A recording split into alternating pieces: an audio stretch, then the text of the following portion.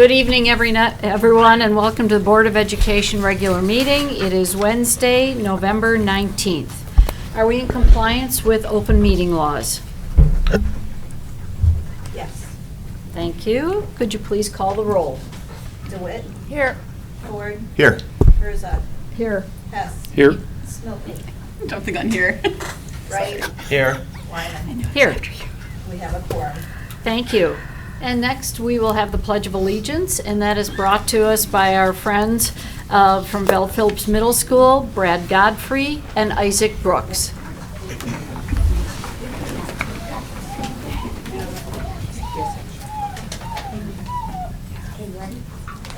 Anytime you're ready, gentlemen. I Pledge allegiance to the flag of the United States of America and to the republic for which it stands, one nation, under God, indivisible, with liberty and justice for all.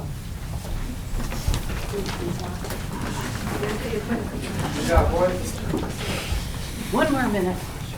Thank you very much. Thank you for leading us. That was very, very nice. Thank you for coming. We love to have our students participate. We appreciate it very much.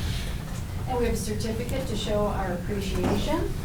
And Isaac, thank you very much. And Brad, thank you very much. And have a good night. Okay. Thank you. Great job.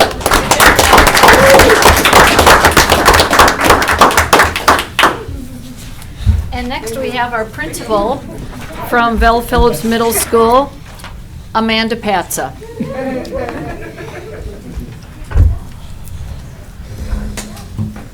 Hi, good evening. Good evening. Good evening. So my name is Amanda Patz, and I'm the proud principal of Bell Phillips Middle School, and I'm excited to share some points of pride about Bell Phillips. This year, Bell Phillips implemented the Ron Clark Academy House System, which is designed to build community, foster positive relationships, and create a shared sense of purpose among students. The impact of this approach is clearly visible at Bell Phillips by grouping students into houses that celebrate unique values and strengths. Students experience a powerful sense of belonging. They learn to be a part of something larger than just themselves, and their actions contribute to the success of their houses as a whole. This structure naturally motivates students to support one another, work collaboratively, and strive for common goals. The positive effects of the system are already reflected in our school data. From last year to this current school year, we have reduced office discipline referrals by 20% for the first 2 months of school in comparison to last year's first 2 months. And we've also decreased our suspensions by 23%.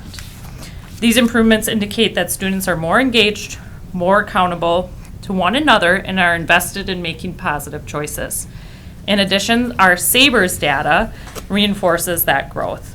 From last year to this year, students identified in low risk increased by 6%, and those indicated in some risk have decreased by 7%. So these changes demonstrate that strong social and emotional connection and health and relationships across our building.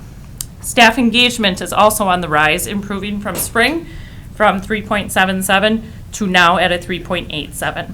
The responses reflect notably a positive shift in school culture with strong emphasis on collaboration and teamwork. Staff members consistently highlight improvements in systematic approaches and administrative support compared to previous years. While challenges still exist, there is a clear sense of collective commitment to student success and professional growth, supported by strong collegial relationships and improved school-wide systems. Thank you. Any questions for Amanda? How did you come up with the house concept? Because I've heard so many positive things about it. Yeah, so we've done a lot of research, so some peer-reviewed articles and talking about, when we talked about Bell Phillips, a lot of the concern was it is so big, so how do we create that sense of community within a big structure? So we dug in and did some research and talked about groupings. And really, I'd have to look back at the research, but they say about 100 people is about that max that you want to have. So we looked at what structures could we put in place so that we can create smaller communities within our big school community. So that's where we came about to the house system, and we've really seen some positive impacts from that, with that sense of belonging, sense of teamwork. Our students get to know each other across grade levels, so if they're in a house, they might have house members that are in 6th grade, in 7th grade, and 8th grade, but then we set aside time once a month for kids to come together and get to know each other and do team building exercises. They also will go out into the community and do community service projects, so it's really been a positive impact for our school. That's great. Yeah. Very positive. Anybody else? Any questions? Do the students seem to like it? They do. We actually had a variety show today, which was wonderful because kids were coming up and they say, I represent the House of Altruismo, and they would do their Altruismo chant for the whole group, and it was nice to see that camaraderie amongst one another. Awesome. Yeah. Kind of like a Harry Potter thing. Yeah, and we have leaderboards around the school, so they love to see it change, and the dragon comes through, and they all cheer each other on, which is great. Yeah. Very good. Yeah. Very nice. Thank you for your report this evening. We Thank you. appreciate Thanks, it. Dr. Davis, the land acknowledgement. Yes, as we gather today, we'd like to acknowledge that in Oshkosh we're on the ancestral homelands of the Ho-Chunk Nation and Menominee Indian Tribe of Wisconsin, who lived along the western shores of Lake Winnebago, Wisconsin's largest freshwater lake entirely within its borders. We acknowledge these indigenous sovereign communities who have stewarded this land throughout the generations and pay respects to their elders, past and present. We welcome the duty and opportunity to share stewardship of these lands. Thank you. And next we have approval of the agenda. Is there anyone that would like to move an agenda item around? Okay, thank you. Board and administrative reports. Board President's report. I do not have a mission moment for tonight, but the one thing that I would like to say is I hope all of you and those at home enjoy the holiday season through all of the wonderful music experiences, sports experiences. There is so much going on in the district. There's a Lego League competition coming up, and that is big. So enjoy and get involved in some of those activities. Superintendent's report. All right, so as you had mentioned, a lot going on across the district, so I want to be able to highlight all of the work that's going on. So Shapiro second graders sharpened their critical thinking skills with a special visit from Detective Vang from the Oshkosh Police Department. Detective Vang introduced students to the claims, evidence, and reasoning method, a framework used by detectives to solve real-life problems. This hands-on experience helps students structure their thoughts logically, connecting evidence to support their claims and reasoning. So thank you for Detective Vang for coming in. Earlier this month, all of our 8th graders across the district attended the Oshkosh Chamber's Future You Career Expo to begin thinking about their future careers. Students engaged in industry professionals from over 40 local businesses and participated in interactive activities and valuable career discussions. Special thanks to the Oshkosh Chamber and participating organizations, as well as our own dedicated teachers and staff, for creating such an impactful starting point for career exploration. Last week, in honor of Veterans Day, students and staff across the district dedicated time to recognize the service and sacrifice our U.S. military veterans had. Events included the community-wide ceremonies, meaningful fallen soldier table displays, and hosting veterans for classroom visits, receptions, and school assemblies. These meaningful moments foster community and ensure students understand and appreciate our veterans' sacrifices. So thank you for everybody that participated in that. Owen and Bryn Bellacarelli, siblings and students at Val Phillips Middle and Oshkosh North, were named Neighborhood Youth Heroes by the Oshkosh Healthy Neighborhoods. This community award recognizes youth for improving their communities through service, kindness, and making a positive difference. We are proud to lift up their achievement, the achievement of these students in making a significant and positive impact in their neighborhood and the greater Oshkosh community. So congratulations to Owen and Bryn. Jefferson third graders engaged in an exciting hands-on learning experience in incubating and hatching chicks. They were able to see firsthand how chicks are classified as birds, which was part of their learning as in the CKLA lesson that they were learning. They also use different forms of measurement by weighing and measuring the eggs, all tie-ins with their third grade math, science, and CKLA curriculum. So what a fun way to learn. So. Kindergarten students at Oakwood Elementary recently wrapped up their CKLA literacy unit with culminating activities centered around 3 classic stories, Three Little Pigs, Chicken Little, and Goldilocks, and the Three Bears. To reinforce learning, students participated in hands-on projects, including engineering a strong house that the big bad wolf could not blow down. They also created Chicken Little puppets to reenact the story, and enjoyed sampling porridge, or oatmeal, but we'll call it porridge, with the Three Bears. These imaginative activities brought favorite fairy tales to life and made the literacy skills fun and memorable. Traeger Middle School students made history come alive through their interactive hands-on game focused on the Transcontinental Railroad. By engaging with the material in this unique way, students gained a deeper understanding of the collaboration, engineering, and human effort required to connect the nation. This engaging approach helps students grasp complex historical concepts and build critical thinking skills. Oshkosh North Community students received a behind-the-scenes tour of the City of Oshkosh Department of Public Works field operations facility.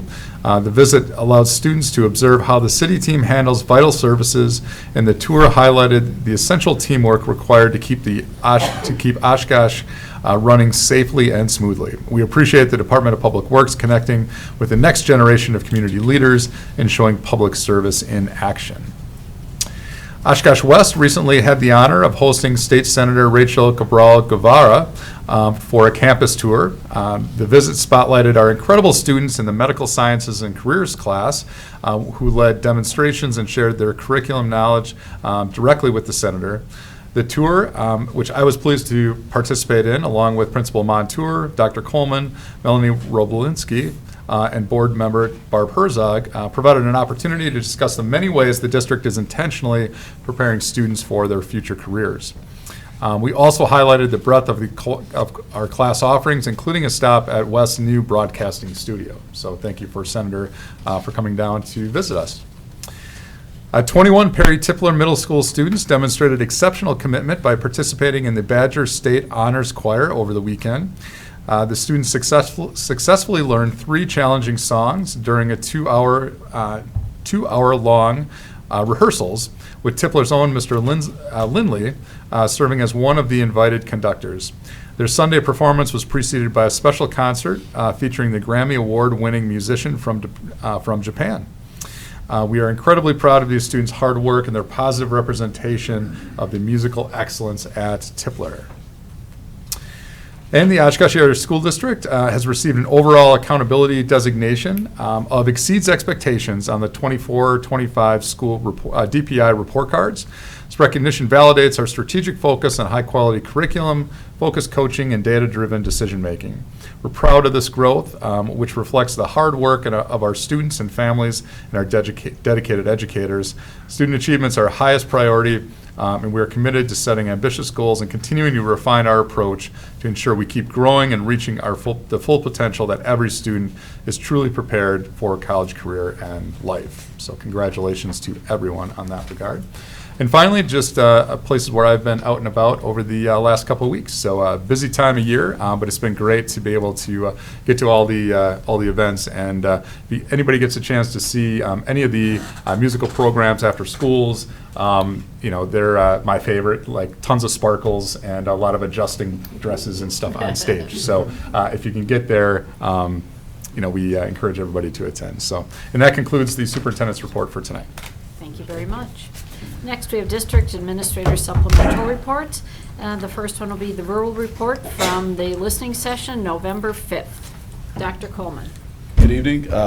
Thank you for the opportunity to provide insights on information shared by community members at the November 5th school board listening session. One community member expressed concerns regarding accountability, communication, and special education, along with safety and policy consistency within the district. That speaker raised concerns about an unresolved incident with a Jefferson Elementary School staff member. Also questions about a delayed records request and unclear communication about information shared with a substitute principal. So we're following up to address those concerns. Additional comments focused on special education, including questions about how budget reductions might impact specialized services. And there was a request for more transparency and parental input before budget decisions and suggestions are made. There were also remarks shared by a community member about altercations that occur in schools and whether adults intervene quickly enough or use more proactive strategies to prevent physical altercations in schools. District leadership shared examples of coaching and corrective actions taken with staff and acknowledged that there are opportunities for student learning moments and staff learning moments as well. Other comments focused on truancy protocols, including concerns about the automated attendance letters, potential inconsistent enforcement of truancy processes, and the process for issuing truancy citations. There were questions raised about whether staff should send attendance letters, what the documentation of those meetings look like, and the consistency of that documentation, and then also along those same lines, questions about the relationship between the Winnebago County courts and our Student Services Department regarding truancy citations. Additionally, there were questions about the MOU, or if such an MOU exists between the Oshkosh Area School District and the Winnebago County courts. And lastly, a community member provided insights about the district's commitment to giving students more access to opportunities like the Madison 365 Youth Conference, and noted that there were positive improvements seen by other school districts for students who attend those leadership and engagement opportunities, and we affirmed our commitment to following up on that to make sure that our students are involved in those convenings at the state level. The next listening session is scheduled for December 10th, and so we look forward to providing community members an opportunity to interface with our board and share concerns, celebrations, and other insights that we should take into consideration. Any questions about that? All right, thank you. Thank you very much. Thanks, Sam. Next, Mr. Kemmerer, Social Academic Emotional Behavior Screener, SABERS. This is the fall report. Good evening, everybody. So with me tonight is Gene Manicki. Gene is the district SEL coordinator. So we're just going to quickly go through some of the highlights of my report, and then Gene is going to touch on some of the awesome or amazing things happening in our schools related to SEL. So in terms of our SABERS, SABERS accounts for 30% of our safe and healthy schools KPI. So what SABERS does is it assesses student risk for social, emotional, and behavioral problems within our schools. There's two different versions of SABERS. There's the SABERS teacher rating scale, which teachers complete for each student in grades kindergarten through 5. And then there's the My SABERS rating scale that students complete in grades 2 through 12. So we have two different data points to go off of. In terms of the fall benchmark period that we just completed, we finished that period at a 3-star rating, which is consistent with where we've been over the past few benchmark periods. But our scores were pretty solid from a My SABERS standpoint, where we had 78% of our students in the low risk category and only 2% in the high risk. When broken down by elementary and secondary, what we saw at the secondary levels, if we just accounted for secondary schools, we would have been in the 4-star category, with 81% of our students in the low risk category and 2% in the high risk. Elementary, alternatively, looked a bit different with My SABERS, where we had only 73% in the low risk category and 3% in the high risk. So there's a little bit of a difference between those two levels. There's also a bit of a discrepancy when we look at teacher ratings versus our student ratings. If we look at our SABERS, our teacher ratings, we had 72% of our students assessed as being at low risk, with 7% being high risk. So our teachers at the elementary level sometimes are seeing something different than what our students are feeling. When broken down by race, we see similar trends to what we've noticed in the past, especially with SABERS rating scale. The differences between racial groups when we look at My Sabers wasn't all that pronounced. Although when you look at the teacher ratings, you see a significant difference in terms of the percentage of students who are in the high-risk category, especially for students who identify as Black or 2 or more races. There's also a pretty big gap when we look at gender on the teacher rating scales, where male students are almost twice as often in the high-risk category compared to female students. And again, that has been a trend that goes back since we started doing the SABRS. In addition to the SABRS scores, I included some additional behavioral data in the report. So one of the key indicators we always look at is our out-of-school suspensions. So looking at it by year, last year we continued a downward trend with overall out-of-school suspensions. If we break it down with where we are at this point of the year, we're up a little bit from last year. And where we can account for that mostly is at the elementary level. So there are some pockets at the elementary where we've seen an increase in out-of-school suspensions. But when we look at our overall risk ratios, which looks at the likelihood of a student of a particular group receiving a specific outcome when compared to other students, typically students of the majority population, which in our case would be white students, our risk ratios for students who identify as Black was 4.2% for this point in the year, 2 or more races, 2.7%, and students who are Hispanic, 1.8%. So each of those are down slightly from where we were last year as well. And along with that, I think it's worth noting that we have a different data analysis tool this year called NextPath. So it breaks down information in different ways than what we've been able to do in the past. So one of the new data sets that we're able to look at are the percentage of students in different groups that have 1 or fewer major behavior referrals. Just kind of gives us an indication of, what percentage of our population are we seeing, continuous significant behaviors. So when you break it down by racial groups, again, between 98.5% and 100%, depending on the racial group, of students only have 1 or fewer major behavior referrals. So the vast majority of our students are doing what they need to be doing from a behavioral standpoint day in and day out within our schools. When it comes to SEL, there have been a number of different things that we've put in place this year. So at the beginning of the year, we had a SEL checklist that was created that provided some guidance for our schools in implementing our SEL handbook, or Oshkosh Way handbook. Along with that, we've really taken a more increased focus on disproportionality this year. So some of the things we've been doing to address disproportionality, Director Miller has been doing monthly cultural competency trainings with our principals and IST groups. We've been working with the Department of Public Instruction to create targeted plans for 3 of our schools that were identified as being the most disproportionate within our district. We've implemented a new Wayfinder SEL curriculum at the secondary level, which we've gotten really good feedback on so far. So it's a universal curriculum and additional SEL supports for students in middle school and high school.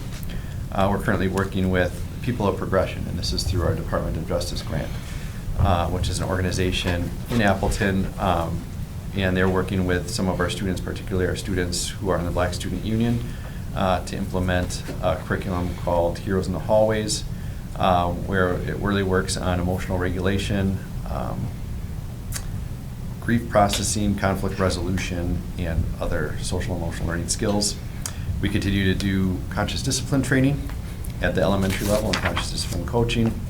And then finally, one of the things we're also starting to move forward on is the review and revision of our student classroom code of conduct. So we're in the beginning stages of putting together a committee to review that and revise that going forward.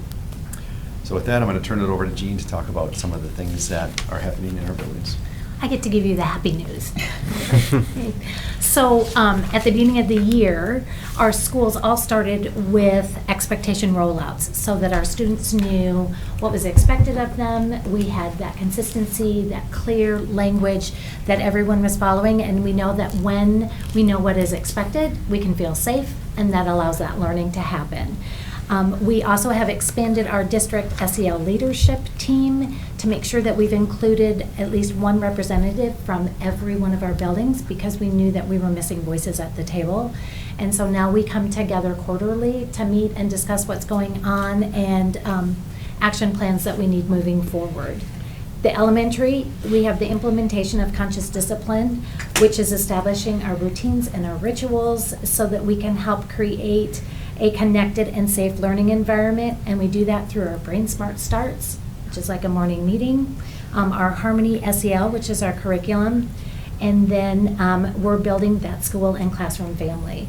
And at the secondary, as Matt said, we adopted Wayfinder SEL curriculum this year for our secondaries.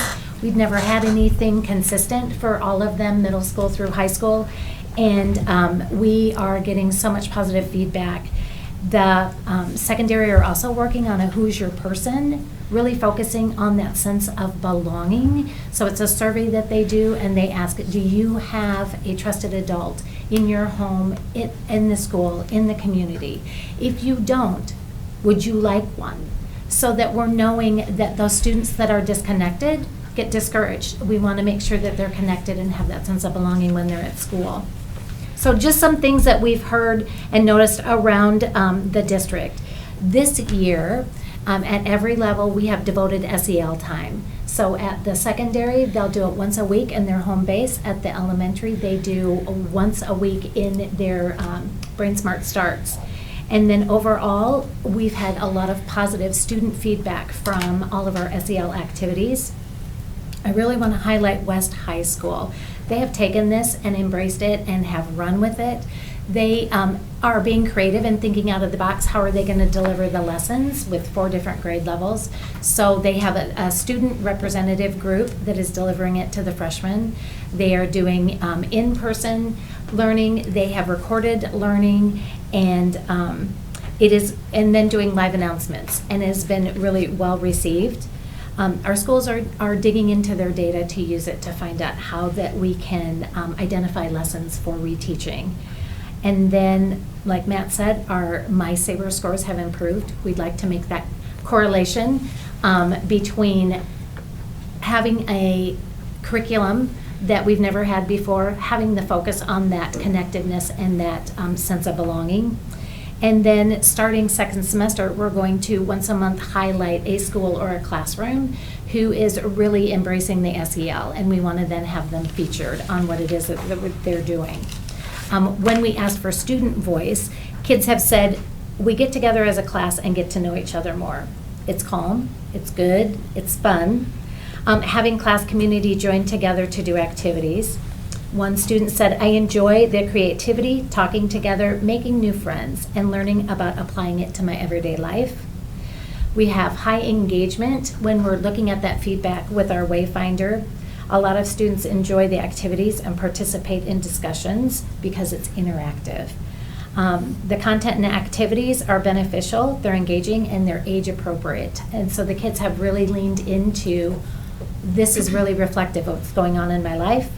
There's structure and connection building along with collaborative activities. And the set times provide opportunities for our students to build connections with each other.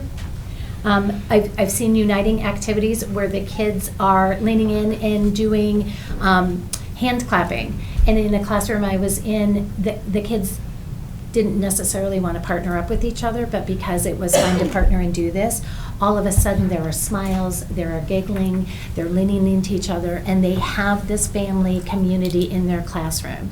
And when we have people who are engaged and feel connected, we get to open our brains up for learning. So that was a really positive thing. And just our universal practices are creating that predictability through the teaching of routines and expectations.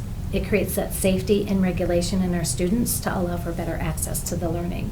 So starting their day or a class period with that quick connection creates a sense of calm, connection, and readiness so they can focus on their instruction. And I could talk all day on this because we know that, right, when I'm calm, when I'm regulated, then I'm ready to learn. And it's so important for them to have that sense of belonging, and this is my community. These are the people that are going to rally around me and have my back. So their schools are working really hard on this. Vel is another one who really has embraced the Wayfinder SEL and leaned into those weekly lessons and making sure that they're there, then using them for reteaching opportunities when their data is saying that they need something. And it ties into their house and the house points. And man, those kids get excited when the rollover of what has happened with the points, or I'm in the classroom and I've done something well, and they're like, okay, your house gets this many points, yeah, and then the cheers of their house cheers all start. So it's really fun to see the engagement. That's great. Very exciting. Nice. Questions? I just have one question.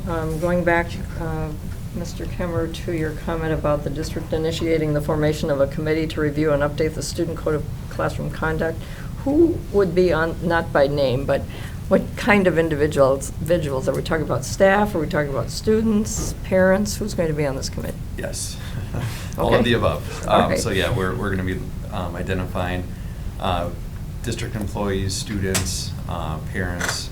We really want a representative group to be a part of it. Thank you.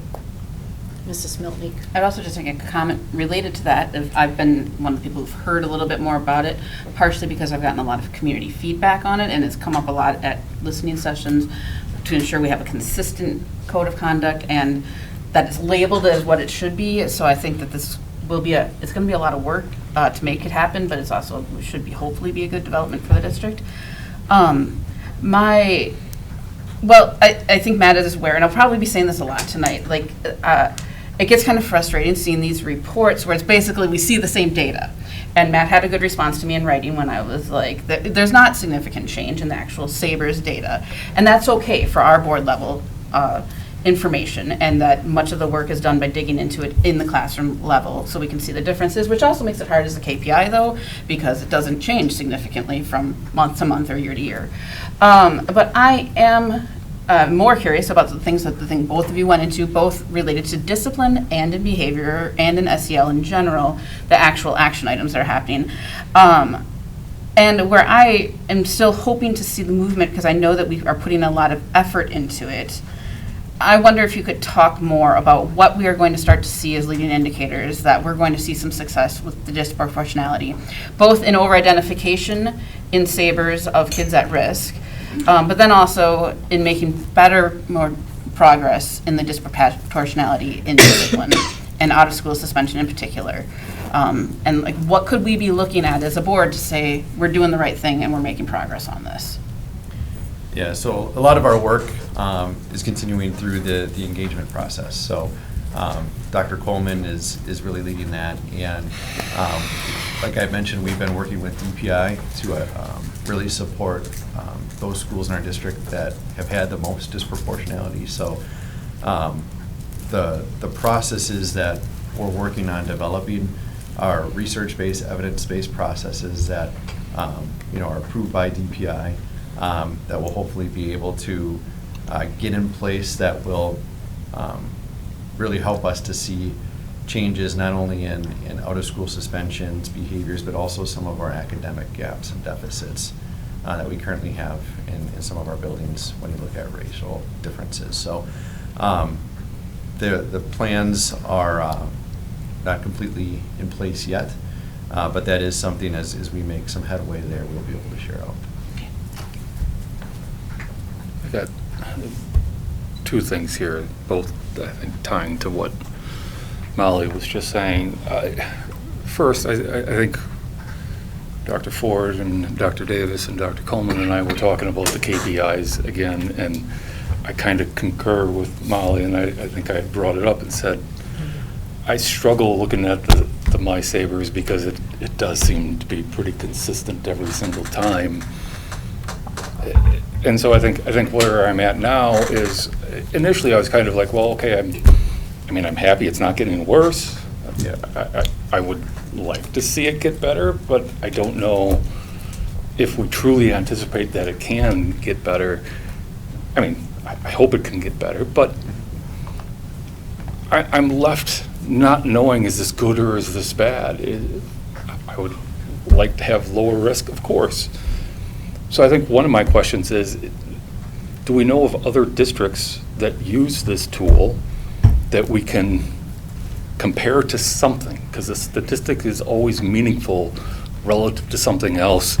And right now, I was hoping I would see meaningful fluctuation across time. I don't see that. So I'm going, what else can I do to get context of what should this mean to us as a board? So that's, I don't need something now, but I'm hoping that if we can find something like that, I'm assuming this is used, can we see that too? I appreciate the out-of-school suspension stuff. Clearly is available elsewhere, and that provides context for us to take meaning in that. And then my other, the one thing that I struggle with every time Molly brings up the disparities in out-of-school suspensions, I definitely want to see the disparities reduced, but I think I brought it up the last time we looked at this.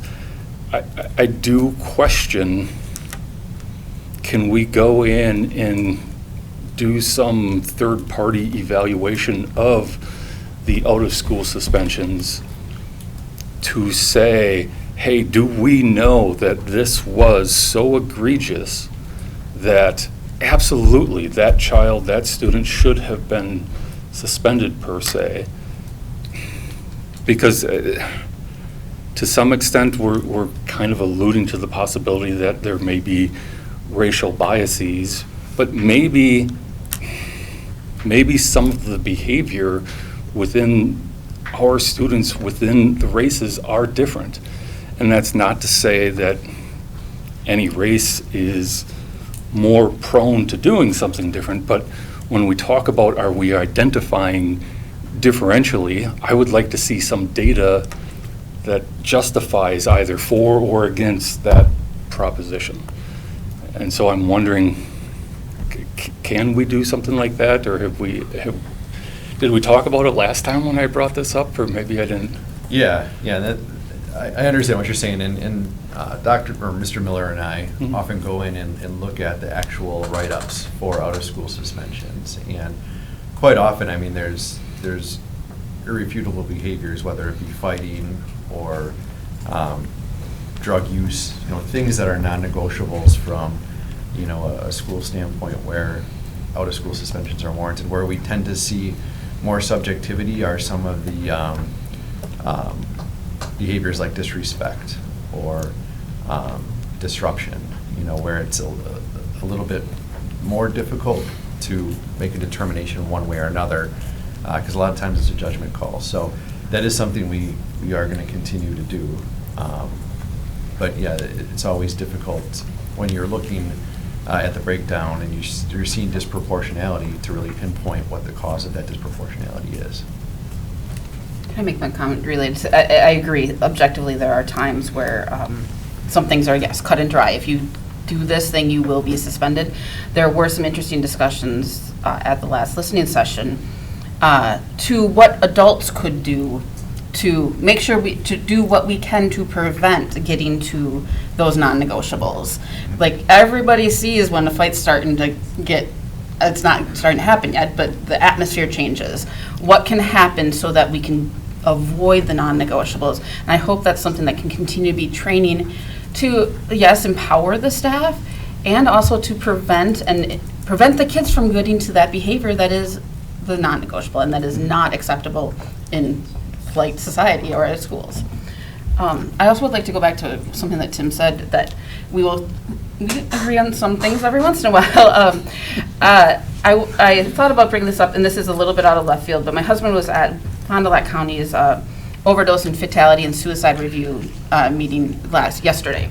And they talked a lot about the Wisconsin Youth Risk Behavior Survey from the DPI. I'm curious, to Tim's point of what can we look at to see how we are doing as compared to other districts? That's a statewide survey from what I understand. Are there things like that we could be looking at to say, oh, SABRS is a really, really good educational tool and a good tool for staff? Is that report an example of something that could be comparable? I don't know if they break it down by school district or anything, though. Yeah, they do, and I'm totally open to looking at other tools. The Youth Risk Behavior Survey is a great tool. The only challenge with that is it's only given once every other year. That's not a great For tool. middle That's for school this and high program. school. So, Okay. yeah, it gives us valuable data, but it's only a snapshot in time. Yeah. But yeah, I think, I can go back and look at maybe more meaningful ways we could break down our Sabres data for the board. It is a valuable tool for us, so I don't want to look at Oh, I completely agree. using It is. something different, but at the same time, I understand that, from a KPI standpoint, it's probably not giving you a ton of information when we see consistencies from benchmark period to benchmark period. And we want you to be able to get 4 stars or 5 stars. And That's it right. doesn't seem like it's possible with Yeah. this. For those at home, on page 18, this chart, is this number of suspensions or is this number of students? That's number of suspensions. Okay. And you gave us the information about how many students that was, but I think sometimes this is a bit misleading because it could be one student with 10. Correct. So I thank you for that information. I hope that we can continue to add that into the report. Yep. Other? One other question I have, you've reported to us numerous times that we are at a 3-star rating. What would it take to get to a 4-star rating? So when you look at students who are identified as high risk, we're already at a place where we could potentially be a 4-star. We just need to move more students out of our or some risk into our low risk category. So if we can cross the 80% threshold, which we're at 78% now, so we're not too far away, but that would boost us into that 4-star category. Thank you. Okay, thank you. Appreciate the information. Yeah, thanks. Our next report is student attendance. Mr. Kemmer. Egan. Yes, so student attendance accounts for 15% of our engagement and communication core area. So right now, our current student attendance rate is sitting at 94.4%, which is in the 4-star category. And we're right around the state average for student attendance rate at this point in the year. The state average right now is 94.9. So we've, over the past, going back several years, we've always been right in line with the state average or even slightly above in most years. So I wouldn't expect this year is any different in that regard. So when broken down by different demographic areas, whether it be race, gender, homeless status, we're right in line again with the state average and in many categories above the state average, which is always great to see. One additional measure that I included this time around, and again, this comes with our new data assessment analysis tool, is chronic absenteeism. So that's a measure that we've used usually at the end of a school year because that data hasn't been really easy to pull and to segregate in the past, but now that we have this system, it kind of monitors that data point throughout the year. So chronic absenteeism measures the percentage of students who miss or are on track to miss 10% or more of the school year. And that's absences for any reason. So it could be excused, unexcused. When we know that when students aren't in school, they're not learning, and that it leads to poor outcomes, whether that be academic performance, graduation. So right now for chronic absenteeism, our rate is 15.7%. And if you just look back, last year we ended the year at 21.1%. So again, we have a lot of school year left, but hopefully we can hold more toward that 15% mark.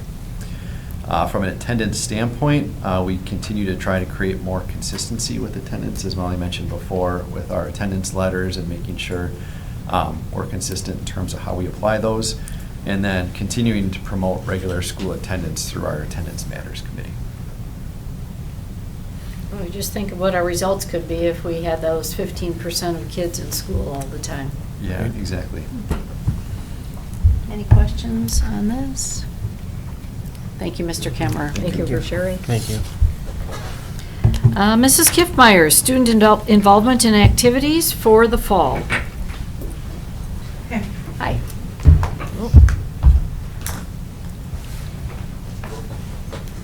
So I am able to cover the KPI of student involvement, which falls within our engagement and communication pillar. So our student involvement makes up about 15% of that whole pillar of engagement and communication. For the fall of 2025, we had 54.4% of our high school students involved in at least one or more activities, which is up about 2% from last year in the fall. And since we started gathering this data or reporting on this data, about 18% up since the fall of 23. The interesting part about the data that I'm presenting to you is that we've had to do a lot of work with making sure the data reporting is accurate, because I don't think accurately in the fall of 23 we only had like 30% of our kids involved. It was creating the systems and then where do we house that information and making sure that our advisors are putting the right information into the system to make sure our reporting is accurate. So we cleaned up our system reporting in 23-24. Thought we were in a really good spot, and then in 24-25 we had a new advisor take over a club and didn't understand that it had to be like active participation in the club and reported everybody in those groups in there, so it like totally skewed our data in 24-25 at one of our high schools. So there, look, if I have the 3-year report that I can share with you too if you would like through email, but the discrepancy is there, right? So some new things though I do want to highlight is we started last year in the fall at the 2-star rating. We started this year in the fall at the 3-star rating.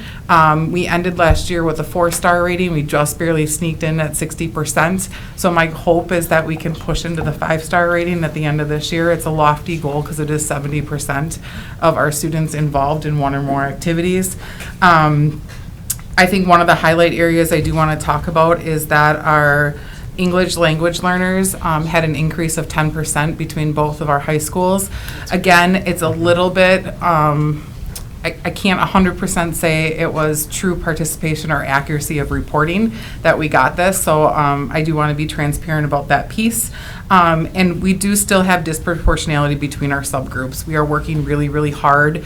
One that I'd like to sort of highlight about that is, like we know that in our 3-year data, we're continuing to slowly grow the discrepancy between our students with disabilities and our students without disabilities. Some of that is, you know, the highlighting of our adapted sport league. Some of that is the clubs and activities that we're offering, things of that sort. So that's an area we're continuing to, you know, trend upwards on. An area that we're still really struggling and we don't see the trends going that way is the difference of the subgroups between our economically disadvantaged and our non-economically disadvantaged. That's an area that we do still struggle in, and so definitely going to be a focus area for us. Couple things I do want to highlight is this is the first year that I can remember with the high schools, since I've been involved with the high schools, that we surveyed all 9th through 12th graders on what activities would they like to see, what are the barriers or challenges when you to participate in an activity, what things do you like to participate in, what would you like to see more of, those kind of things. And so we had 1,700 kids actually take the survey, 9 through 12, which is really good percentage rate that comes with that, because kids oftentimes don't take surveys. And we did gather a lot of really good data in that survey. That survey was shared then with our high school principals, our athletic directors, our counselor department chairs, and then ultimately the high schools will share it out with all of their advisors and their teachers so that they can look at other clubs or activities that could be created because of that. Just some highlights is one of the things that shocked me was 64% or 67% of the students reported that one of the main barriers for not participating is not having enough time. So whether it's work related, homework related, whatever it happens to be. And so we knew that was a reality. I just didn't realize it was that high. So that was a really important number. And I think the other one that stood out to me is that 23% of the students who took the survey have zero interest in anything that we offer. So that's the area we want to target.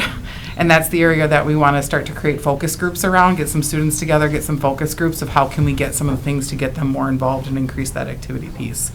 Some of the things most requested was pickleball. They'd like to see a club of pickleball, which is probably pretty easy to put with our courts and gyms in the school, and more art and game clubs they'd like to see, and then they'd like us to revisit trying to open up esports again. So those were some of the highlights to that piece. And then other things that were new this year is West did a revised activity fair for their open house, and North did a freshman launch, which they had fairly good participation at the launch, and the reports were really positive. That parents reported that their students felt less stress, had a better idea of things that they could sign up for, as well as put names to faces before the school year started. They also ran a mock schedule, so kids actually knew some kids in their classes before the school year started. So those are some of the highlights that I had. Any questions? That's great.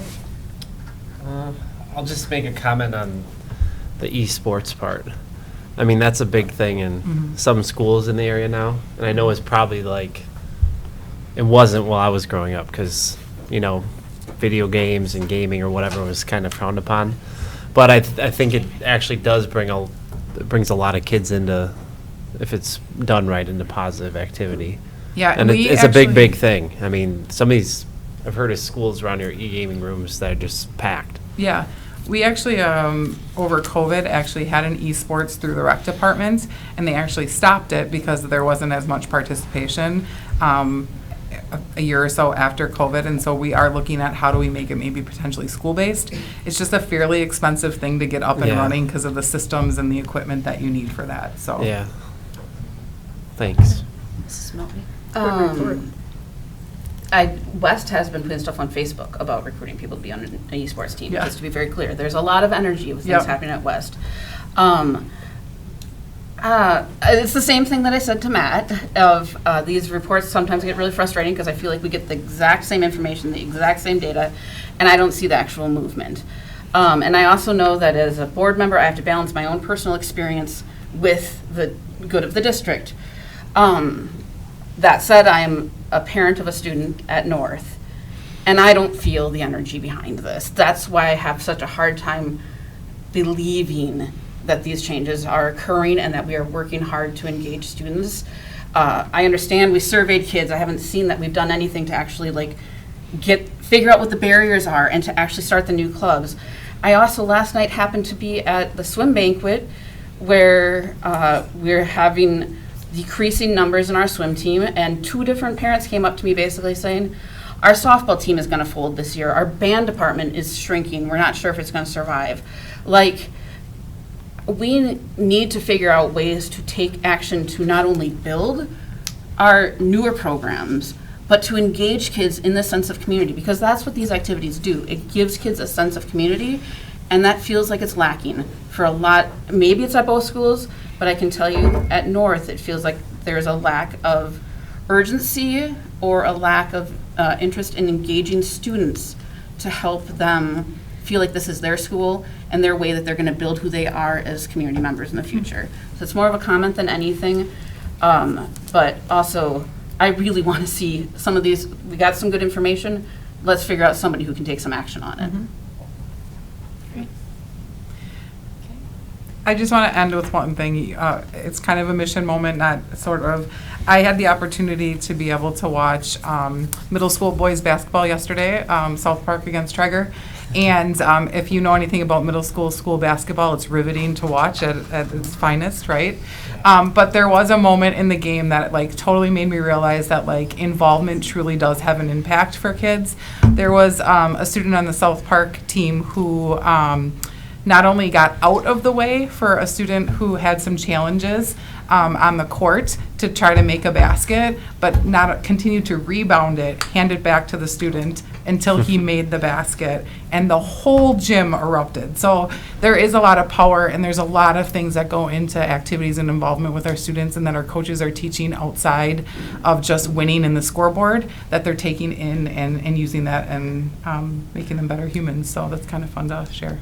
That's great. That's awesome. So- Thank you very much. Yep. Appreciate your report. Staff engagement, Mrs. Johnson. Good evening. Tonight, I'll be giving an update to our most recent Fall 2025 Staff Engagement Survey results. This does represent 25% of the core area of engagement and communication within our KPIs. As a district, we have used the Gallup Q12 survey for the last 4 years, and this is again used to measure our employee engagement. And it is again given twice a year, once in the fall to kind of gain that baseline, and then again in the spring. So as noted in your report, we did experience a slight increase in our employee engagement. 49% of our employees reported being engaged, where in the spring of 2025 it was 48%. 9% reported being actively disengaged. This is up from 8% in the spring. 42% reported not being engaged. This is actually down from 44% in the spring of 2025. And then our overall engagement mean, or our average, went from 4.04 last spring to 4.06, so up just a tad there. So we do still remain at 3 stars at that 49%. Our 4-star rating starts at 50%, so just need that 1 more percent to move up, so hopefully the next time. As also shared in your report, just kind of as a general, of the 12 questions, we had a decrease in 3 overall questions.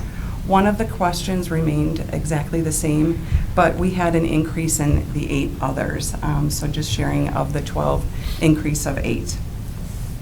Also, for some context, the national average for Gallup employee engagement is 31%, with the educational sector being at 43%. These are, however, 2024 marks. They're hoping to publish that data for 2025 Gallup late this month, early next month in December. So once that does become available, I will for surely give an update to this in my spring 2026 workshop. So now that we do have this information, again, it is that baseline. So we as administrators, both in our buildings and in our departments, are working and having those conversations with our staff to see what are some areas that we can improve on, what are our 2 questions that we can come together and celebrate, but what are areas that we can, again, make some growth with.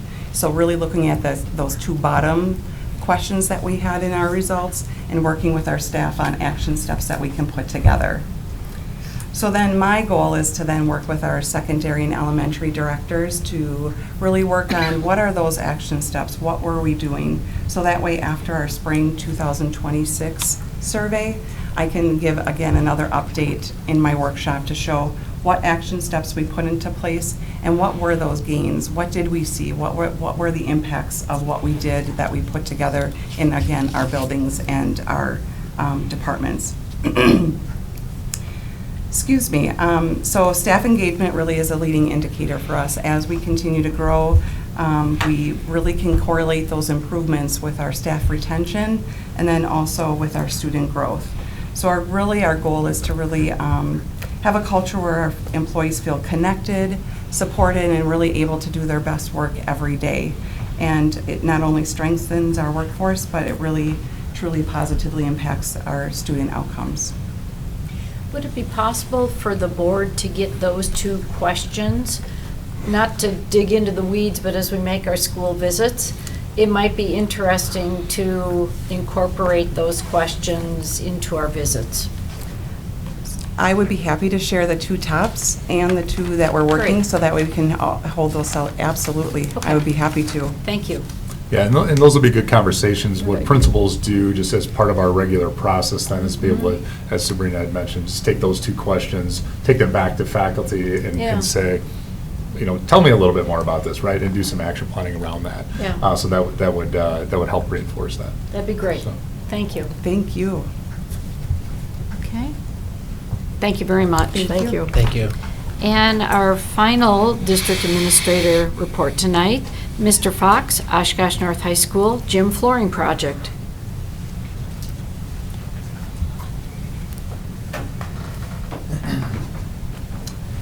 Good evening.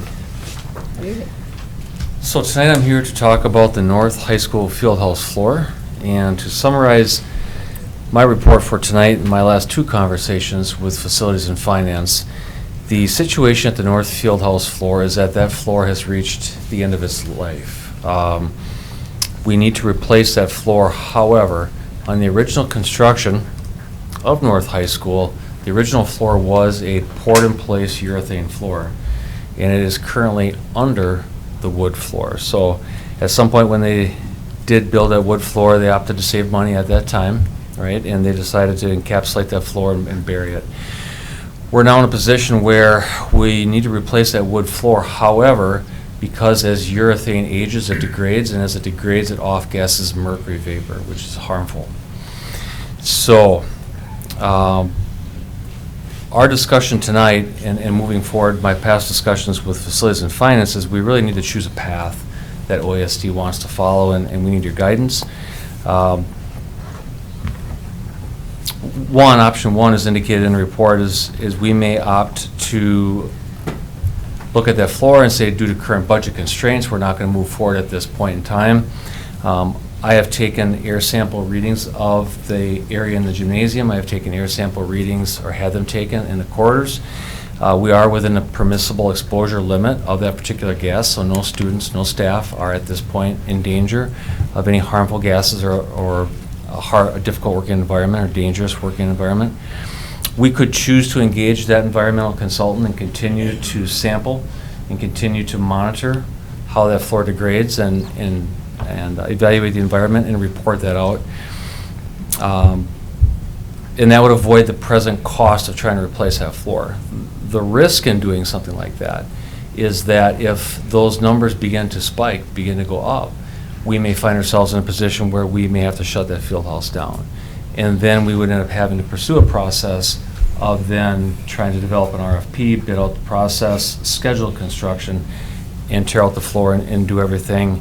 That is an option number two. And option number two is we understand that there's a level of risk, and we're opting not to open ourselves to that potential future unknown risk, and trying to schedule that replacement for this summer. Our early conversations with the school, heading into summertime, initially we had kind of targeted 2026 for potential floor replacement.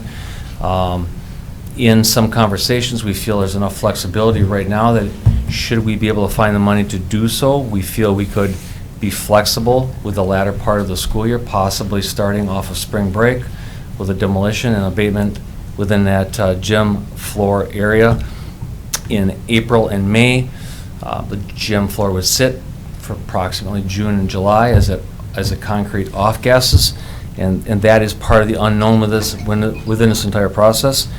And then ultimately construct a new floor, possibly coming into the school year sometime, hopefully in August, could be in September, with a brand new floor ready to go for the new school year.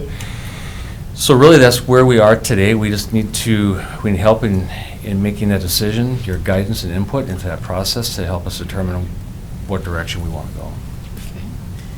Could we start the discussion with Dr. Herzog, who is the head of facilities and finance? Sure.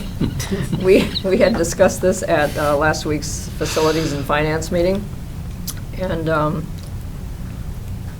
seriously considered both of the options that Mr. Fox had presented. I would lean in the direction of the second option, which is to move forward with the plan that Mr. Fox has outlined in terms of preparing for removal of that current floor and replacement in the spring, so that we are not subjecting our students and staff to a potentially harmful situation. And great disruption if something would change and the off-gassing would be such that the numbers would put us into an unsafe situation. So that's where I would stand on that. I'm not part of facilities and finance, so I have not heard as much about it, though I have heard about it a little bit in committee meetings. Can you just clarify, is the 1.7 million that we're looking at, is that the additional cost of the abatement, or is, like, had we planned, because we had planned, we knew that we were likely having to replace the floor. So what is the cost and obviously now we can't just replace the floor. We have to do the abatement and the off-gassing. What is the difference in the cost, though, of what we had planned for versus what is likely occurring now, or needs to occur now? That is the approximate cost for demolition, abatement, and new gym floor installation. Okay. Again, without bidding it out, but that is our budget cost right now. Okay. You said use the word off-gassing. What was the correct word? Like, and it could take a couple months once you tear it up, or what? Or once you tear it up, can you right away replace it, or is there some question as to how long? And there could be a longer period of time that could run you further than September, which would cause significant disruption potentially to all athletic, or not all, but a lot of athletics at North. Correct. Good question. The one unknown in the process, no matter when we do this floor, is going to be once that urethane floor is removed, the wood floor is demolished, that mercury has absorbed into the concrete. And with poured-in-place urethane floor, there's no real way to know how long that's going to take to off-gas. Not to interrupt, but what would the worst-case scenario be? There have been floors similar to this floor in other states that have taken upwards of 3 months once that urethane has been removed. Okay. I think I think looking at the second option, what we want to make sure of, I think, is taking control as much as we can of that situation, that 3 months doesn't become November, December, January. In an emergency situation that would be right, in between, during the fall seasons, during times where it's more difficult to go outdoors for Phi-Ed and, and those types of things. So that would be part of the advantage of that second option. Health is obviously the most important thing. That's my number one decision driver. The money we would have to figure out, obviously. With that, while you're waiting for that to happen, to see how long that's going to take, would that be contained just to the field house? Or is there any examples of where it could disrupt other learning areas? No, it's a very safe process. And to Dr. Davis' point, really, if we pursue this summer, part of what we've built in to the best of our ability in working with North High School is if we could start coming off of spring break, the abatement is largely complete in early part of May. So really, while they tear down, school is still underway. The entire gym facility is in a negative pressure. We're using HEPA filters. Everything is very safe for students and staff. Other than not having access to a gym floor, no one would really be aware that anything is occurring. So this is not an abnormal process. It does occur all the time within occupied facilities. If I could just refer to my notes from the Facilities and Finance Committee, I think that might help in providing some additional information from the committee discussion. Sure. So when we discussed this last week, we noted, as Mr. Fox has already pointed out, that the current mercury vapor levels are within permissible exposure limits, but the rate of degradation is unknown, posing a significant risk. And he noted the cost as being between $1.6 to $1.7 million. We did discuss funding options, and the committee concluded that a combination of sources would likely be necessary, including utilizing any potential current year's surplus, as well as Fund 46, which has a current balance of less than $4 million and is used for capital improvement projects, and a portion of the subsequent year's facilities budget, so the 26-27 budget, I believe that would be then. The consensus of the committee from last week, and that was Dr. Ford and myself, as the two committee members present, was that the risk of postponement was too great and the project should move forward immediately, with the project starting as soon as winter sports were over and to be completed by the beginning of the next school year. And this would be in alignment with the planned shutdown of North High School for the summer of 2026, and that this item would come to tonight's meeting, and so here we are. So the consensus of the 2 committee members who were there, and we had 2 other board members there, and their consensus was that the risk was too great to wait. And since we are within acceptable limits, we were at a safe position. I'll defer to Dr. Ford. Yeah, as I said at the meeting, I mean, it may be safe right now, but we know inevitably it's going to get to a point where it's not safe, and we want to be able to control that, especially when we have the planned shutdown anyways. And I just have to not laugh, but it's ironic that we're in this boat because there was a decision made at some point in the past to just take the cheaper route and put the wood on, right, make a short-term decision, put the wood on top, and now we're paying for it. And in my opinion, if we delay this, we're going to be in a similar situation where it's going to reach unsafe levels at a point we can't control. It's going to be incredibly disruptive. I'm not sure if you read the newspapers, but I'm doubting prices are going to go down. Right, so I know it's not a convenient time, but when we're dealing with it, what's going to be inevitably a safety issue for students and a major disruption, why would we not want to control this? And we know about it. And this is something we vote on at the next board meeting? Yeah, we would prepare a resolution. We just wanted to be able to get some perspective tonight, and then we'll move forward. I do think it's important that you guys both alluded to it now, that part of the reason I heard about it was back in the summer when you were talking about the referendum action that's happening at North this summer. And at that time, the thought was just that we'd be able to replace the floor. And I think it's important to note that this is the least disruptive summer it possibly could be to be doing this. Since North is generally usually a hub for summer school activity, it will not be this year for other reasons. And obviously, I'm not trying to make that is the deciding factor or anything, because this is a lot of money that we don't really have. But I think it is important to consider the kind of impact for students and staff at that facility already. It was interesting. I was talking with someone yesterday, and it had nothing to do with this conversation, but they were telling me about a situation at Emmeline Cook a zillion years ago, a mold issue, and how it was delayed and delayed and delayed, and everyone said, no, it can't be, and it was. And the health issues that it caused a lot of the kids. And I don't want to get into that situation. So, I think it's also important to note, given we're proposing to evaluate our $6 million shortfall in our future budget, that right now this isn't taken into account with that. Correct. And this doesn't necessarily have to be factored in that. I think we've talked about alternative solutions here, but I'm curious if maybe after the Facilities and Finance Committee meeting, did maybe administration come up with other alternative solutions to coming up with funding for this kind of money? I would say we'll be working on that as part of the resolution. Okay. And can bring some options Good. at this point. Any other questions?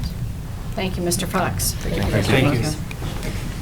Committee reports. Administrative Compensation Committee. Dr. Hess. Yes, so the committee met twice since we last reported out. So we met on October 27th. Again, we put things in context with the administrative guidelines 3410, which I believe the board meeting prior to that, we had agreed to remove elements out of that, which included a matrix that was outdated. And also at this meeting, we kind of talked about, hey, we've got to put this in context again with the $6 million shortfall. And Mr. Nihans provided some preliminary market data and we had some initial thoughts discussed on how this data could be used.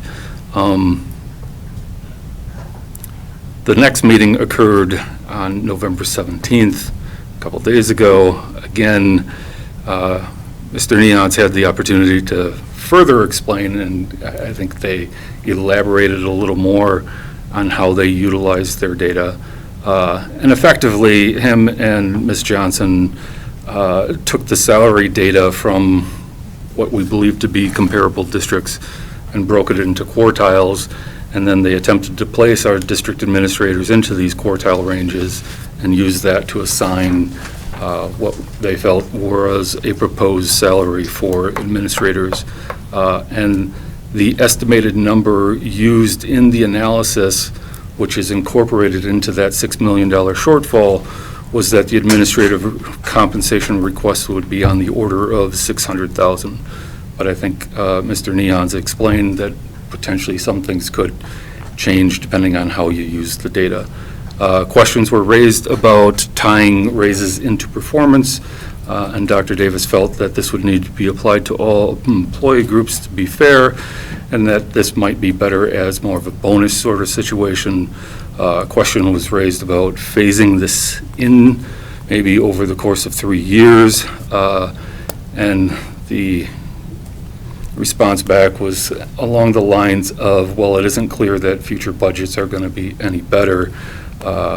So ultimately, I will say that there were 2 committee members and 2 other board members there. I will phrase it similarly to how Dr. Herzog spoke of the facilities and finance, that the collective opinion was that we should bring this to the board, and that this would be part of a discussion, I believe, on December 10th. Correct. Talk about the details of this.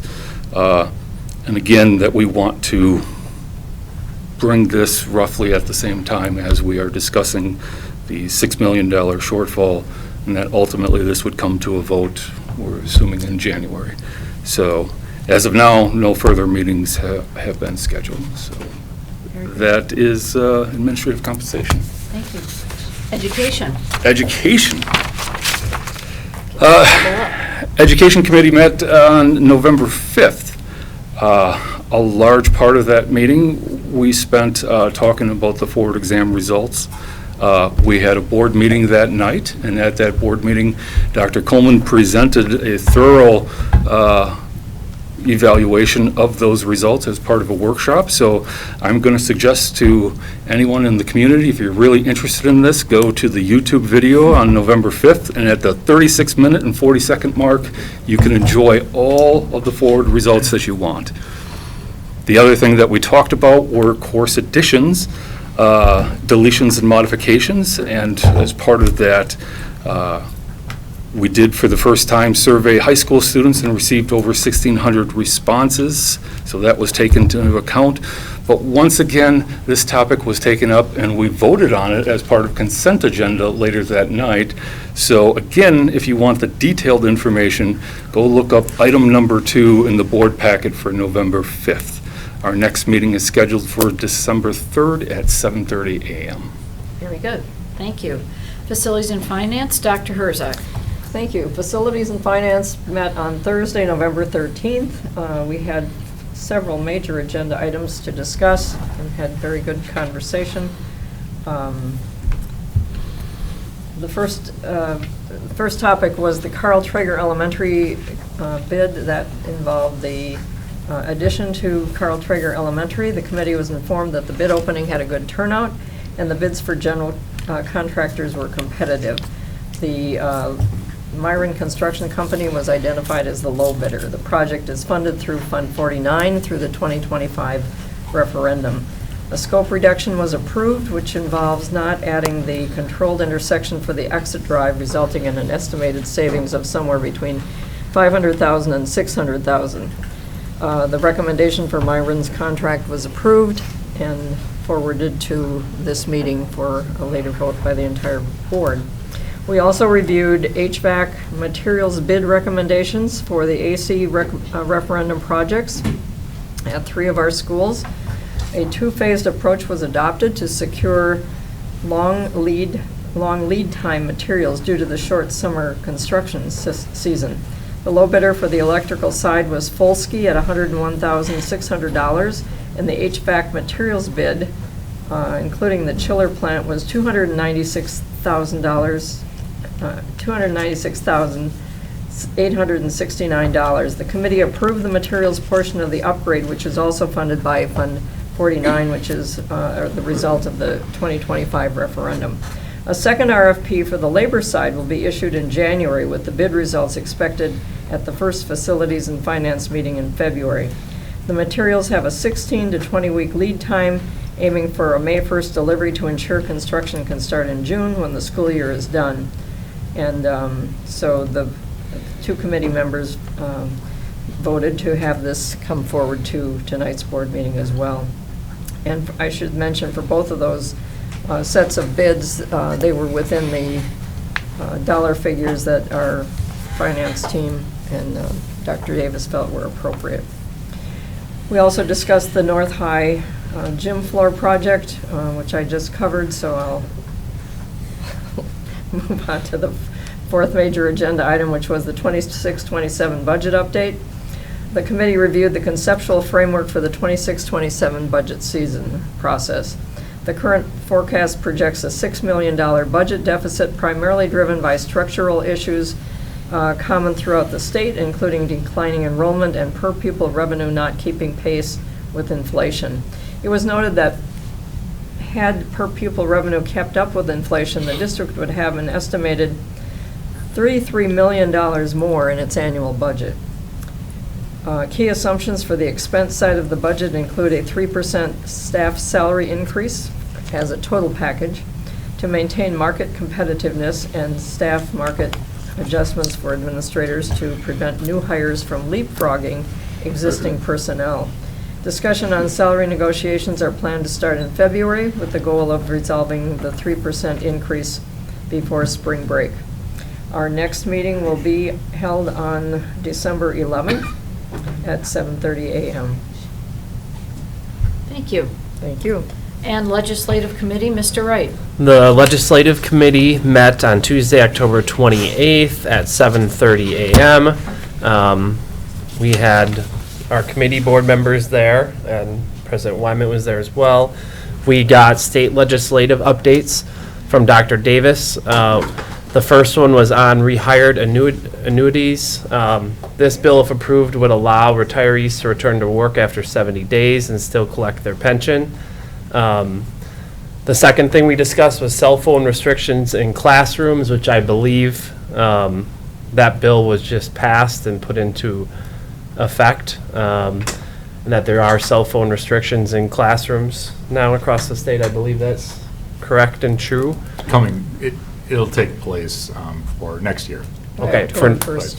for next year, that'll be in place. The next thing we discussed was federal budget updates.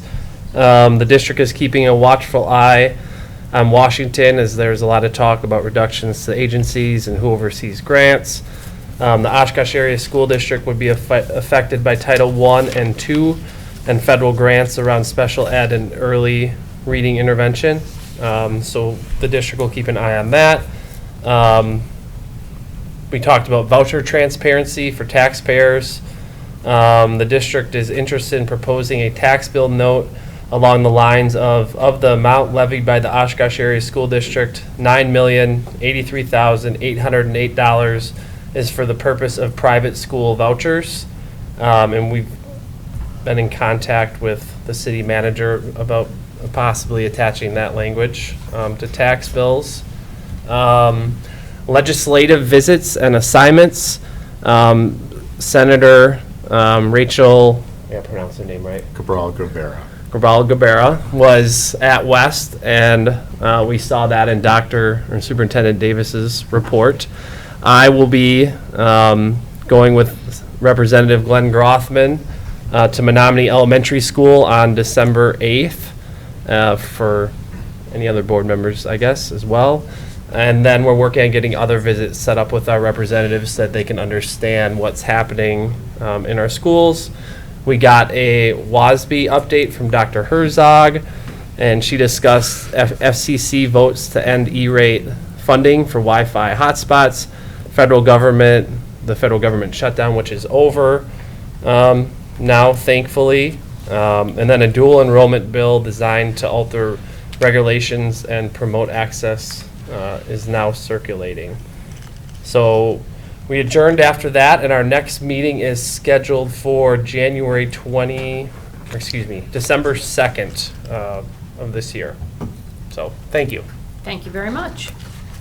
We will now move on to our public forum. We have no one for the agenda-related public forum, so we will move to non-agenda. We have one speaker signed up tonight, Mr. Watts. When you come up, please clearly state your name, city you reside in, topic you wish to address and state clearly and concisely the matters of concerns and limit your comments to the allotted 3 minutes. Please remember the use of specific names of district personnel may lead to legal liability. Please don't sue me, I'm broke. I love your haircut. We go to the same barber. My name is Jeffrey Watts. I live in Oshkosh, Wisconsin, and my kids go to school here. Tonight I wanted to focus on the highs at first, because despite everything that is currently going on, there are wins worth recognizing. Our district has made measurable progress, even though we no longer have 10,000 students in the district, and we're down roughly 1,000 kids. We are still meeting, and in some areas exceeding our benchmarks. One of those bright spots is graduation rates, which is above most of the state average. And on top of that, for the first time in nearly a decade, our district has met DPI expectations. Now, that doesn't happen on accident. That happens because kids are trying, families are showing up, and our staff, the ones who remain, continue to pour everything they have into those classrooms. And that leads me to why I'm here, because I care deeply about these kids, and I value the staff that we still have on board. They're the backbone of every success story we get to brag about. Every high point we celebrate is tied to a real person doing real work. And one of those people is Anthony Miller from Equity and Community Engagement. Oh, sorry. One of those success is from Equity and Community Engagement. This person in this position is not just a title. It's impact, it's relationship building, it's trust, and it's outreach to families who sometimes feel unheard or overlooked. Cutting this individual's role would not only be a strain for the work that this person does, it would damage the district's credibility and our connection to families that we serve. We need more people doing that kind of work, not fewer. But if we're going to talk about the highs, then we also need to be honest about the challenges, especially the budget. We're losing staff, we're stretching the people we have thin, and we're making cuts that long-term will affect the very success metrics that we're proud to announce tonight. The budget is not just numbers. It's classrooms, it's support staff, it's stability for students who already feel the shift happening in the district. So my ask here is simple tonight. Let's not get so comfortable that we're celebrating our wins that we miss the warning signs. Our graduations are high. Great. Let's keep it that way. Our DPI is finally moving in the right direction. Let's protect that momentum. Our staff is strong. Let's actually invest in keeping them. And as enrollment shifts, we need to be intentional with how we rebuild the trust, how we allocate funds, and how we make sure resources actually reach the students and teachers who need them the most, including essential roles like the work in equity and community outreach for our families and community, because these kids deserve a district that plans ahead, not reacts late. So tonight I'm here in support of the progress we've made, and also in support of doing the hard work to make sure that the progress doesn't slide backwards, that the highs are real, but that we also, so are the areas that we need to grow. Thank you very much. Thank you. Thank you. And our workshop this evening is English for Speakers of Other Languages, commonly known as ESOL, and this is Dr. Coleman.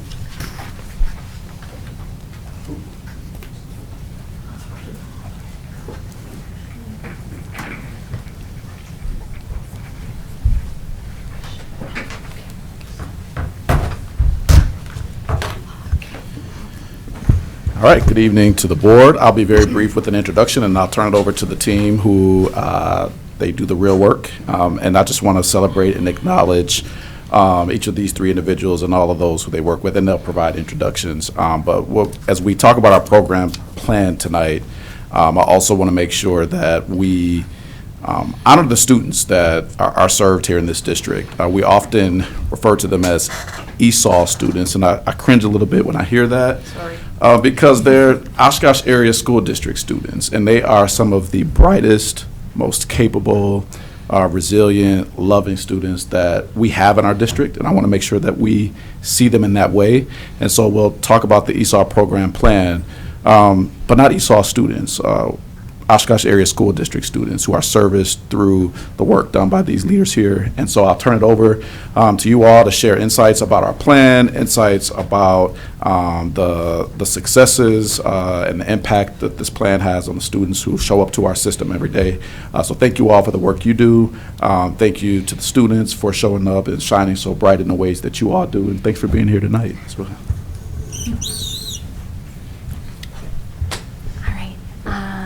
I have some slides today to guide my speaking. Of course. Thank you. Just quick introductions. My name is Stephanie McKenzie. I'm the ESOL coordinator. With me here is Ayak Deng. She's the multicultural outreach coordinator. And here's Laura Zhang. He's the multicultural outreach grant coordinator. So he does all our numbers. And how many years have you been with this program? Because it's been quite a few. Yep, I've been with this program since the spring of 2022. Okay. What about you, Mackenzie? Oh, I've been in the district. This is year 11 for me, but this is only my second year in this role, so it's quite new. Okay. I joined the summer of 21. Yeah, it's been a while. Thank you very much.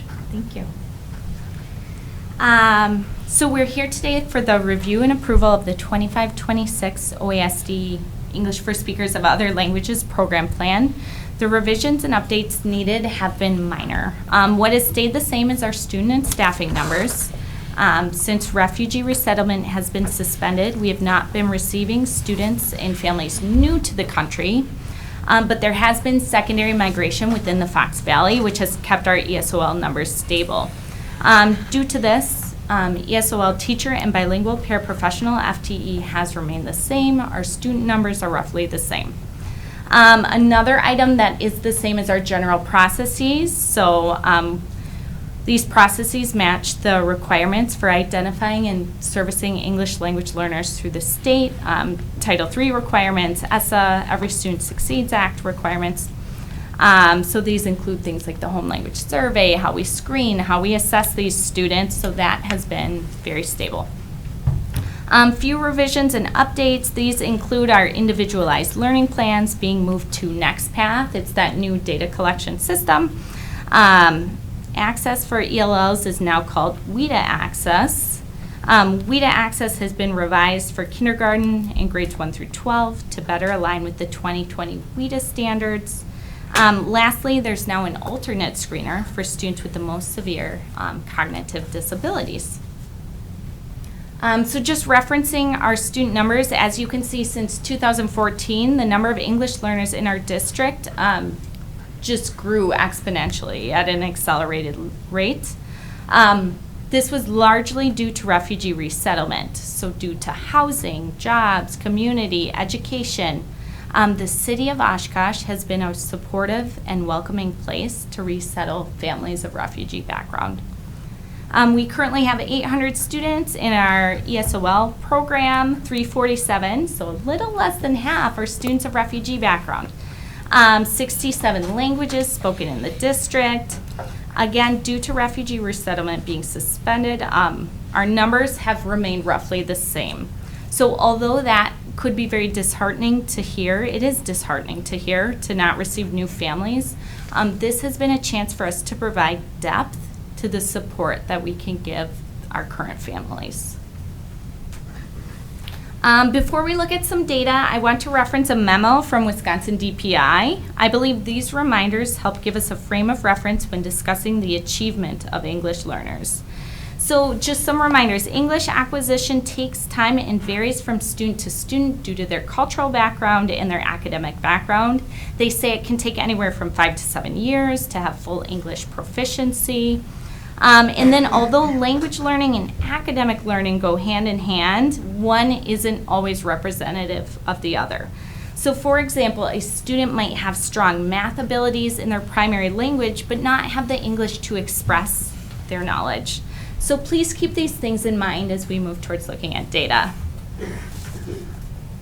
The theme of tonight was to not recycle data. We are looking at some past data, so I appreciate your patience with me. At the last board meeting, the literacy coordinators, like Teresa Rubin and others, highlighted the forward testing data from 24-25. This was very interesting and exciting for me. So although there are achievement gaps, like we recognize that, English learners have made growth in ELA, and I hope we can continue with that momentum. So this is our forward data. And then to jump to the next one, so this is referencing our ACT ELA. This one was big. So this was the first time since 2020 that any English learners hit the benchmark.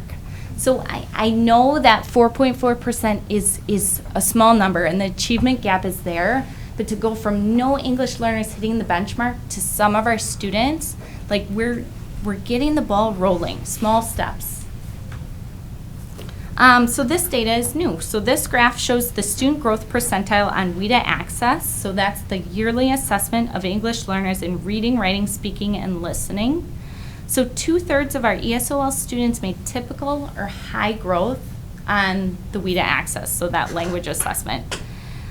This matters because most of our students, the instructions and supports we are providing is working.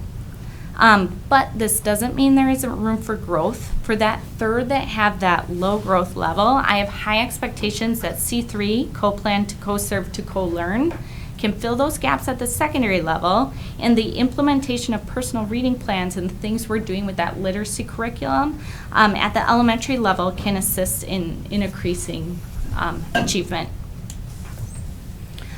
So why does this all matter? Our English learners and students of refugee background are more than just a number. They're more than a test score. They're more than additional enrollment. Oshkosh Area School District is extremely lucky to have such a diverse student base. I want to reference this table from WIDA. So the assets these students bring are linguistic, cultural, experiential, and social emotional. So our ESOL students and students of refugee background are bringing new ways of thinking, various life experiences that families born and raised here in Oshkosh maybe haven't experienced. So what I love about our ESOL families and families of refugee background is they bring resilience, hope, not only that, but a strong appreciation for what we do here. So they love this community and this school district, and they believe that we are here to help them succeed, and that truly is our job. So next, I want to turn it over to Ayak Dang. She's the coordinator of the Multicultural Outreach Program. I cannot speak highly enough about how important our MCO program is in leveraging our community partnerships to support students of refugee background. So there you go. Hello everyone, good evening. As Stephanie said, my name's Ayak, and I am the coordinator for our MCO program. So MCO is funded through the Department of Children and Families and the United Way. And these funds support a comprehensive, empowering program for students with refugee backgrounds, immigrant youth, English learners in the ESOL program. Our work is grounded in cultural pride, belonging, and community connection. We uplift student identity and voice while nurturing them as leaders, learners, and change makers. MCO believes that all young people flourish when their stories, culture, and lived experiences are honored. MCO provides safe, affirming spaces where students feel valued, connected to mentors, peers, and their broader community. Every activity is intentionally designed to highlight strengths and expand opportunity. So we partner with a lot of different organizations here in our community, and it's very reassuring to know that people do want to support our students and help them integrate into the community. So we provide academic and literacy support through a wide variety of programming and partnerships. We actually just started our after-school program in partnership with SAPO, which is a local organization here that supports refugee, immigrant, and basically everyone. But we do tutoring, which gives students individualized reading and academic support in culturally responsive environments. We also have our RYM program, which is our Refugee Youth Mentoring Program, which pairs students with trusted mentors across the district to help build literacy skills and academic independence. We provide social, emotional, and leadership development through our SPARK program. We are going into our 3rd year of SPARK. We host it in the summer in partnership with Summer School, and we serve K through 12 with grade-based sessions rooted in emotional well-being, peer connection, and communication skills. And last but not least, we also have our soccer camp that we just started last summer, and we also provide swim lessons in partnership with the YMCA and our rec department. So, yeah. Great. Very good. All right, with that, are there any questions that we can answer or remarks that you might have? Dr. Herzog. Thank you. I was quite excited about this report.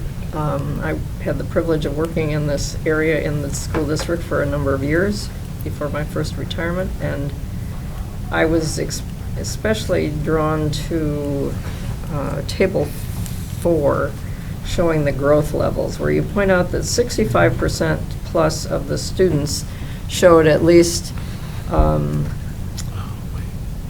minimal growth, and not minimal, average growth or above. My experience with this, with these students over the years has been that they are extremely hardworking. The parents truly value education and encourage their students to be successful. So when you see that over 65% of the ELs had typical or high English language growth, that's impressive. Because especially for the high schoolers, they're not only learning English, but they're learning content, and that is a struggle. If any of us were placed in a country that spoke a language that we were not familiar with, just learning the language would be difficult enough, but then trying to learn to be competent in biology or U.S. history when you have no background in that, or whatever the country's history was. So I was very impressed to see that. And I was also taken by the chart, that's Table 2, that showed the student population by school level. The EL staff came to this board maybe 2 years ago, year and a half ago, and projected that you would be serving 800 students, and asked us to be proactive as a board to be prepared for when these students came, and we did. We did answer your call, and you've met your mark of 800, and I'm sure that will continue to grow with what you talked about in terms of secondary migration. So I'm very happy with these results, and as noted in the state constitution, we have a moral and legal obligation to serve all students, and these represent Oshkosh students. So we need to be doing our best to serve them. I did have one question, and I wrote down a note, but I didn't write the page number down. There was a reference in here to ESOL coordinator / parochial ESOL consult. What is our obligation in terms of serving ESOL students in private schools? So in my role as ESOL coordinator, I'm also the point of contact or the consult for the private schools. So when they get a new student that they suspect is an English learner, I go there and I screen them to see their language level and provide those documents like those approval forms. The students come over, they come over to Tipler to take the access exam to make sure that we're looking at their levels, their language growth, and then they're welcome to come to me if they have specific questions about how to support students academically. So you do the assessment of their language proficiency, but we don't actually provide services? Service by consultation. So Okay. I had a teacher reach out to me asking me what strategies could I help, could I provide with this student. But no, at this time we don't have like a current teacher that's physically there.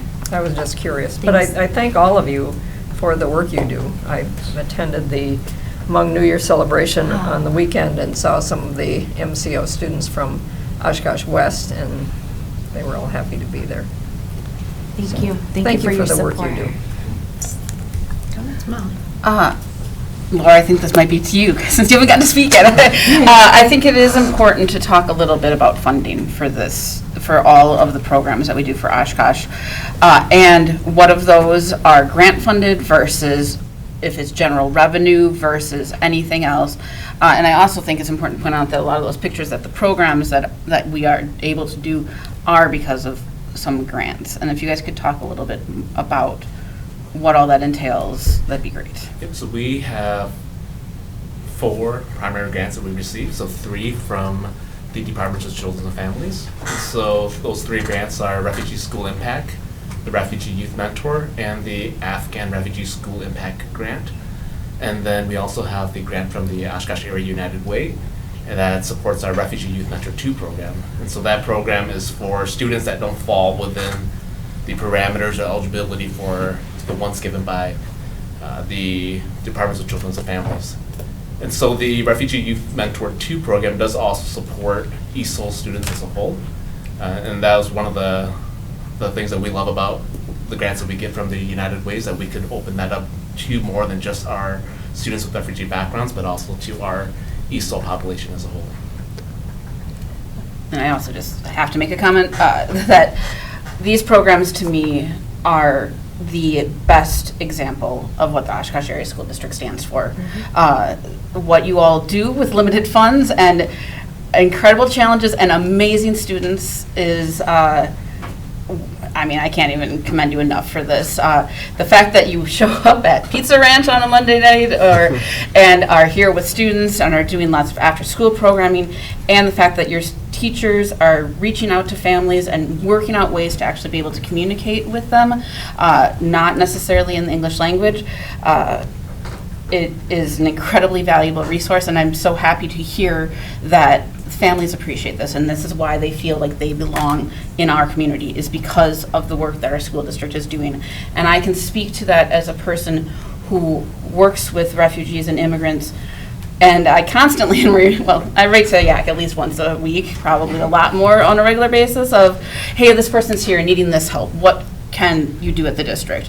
And then the ESOL teachers in the classroom are doing phenomenal work and supporting a student population that always, that are incredibly resilient, but right now especially this is a difficult time for them and their families, and to know that they have a consistent support system outside of the home is incredible, and I appreciate everything that everyone who works with our ESOL students and our students with a refugee and immigrant background does for them. Thank you all very much. Okay, Dr. Haas? Again, I will echo what Molly said. Thank you all for what you do. I want to bring in a surprise staff member, maybe. I'm wondering if Mr. Nehans could join.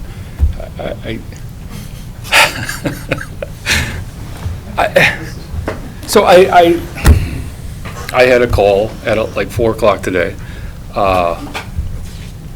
and people are questioning numbers and because of the whole finance thing. And I think what I suggested was right, but I got to a point where I didn't know the answer to it. So I want to talk about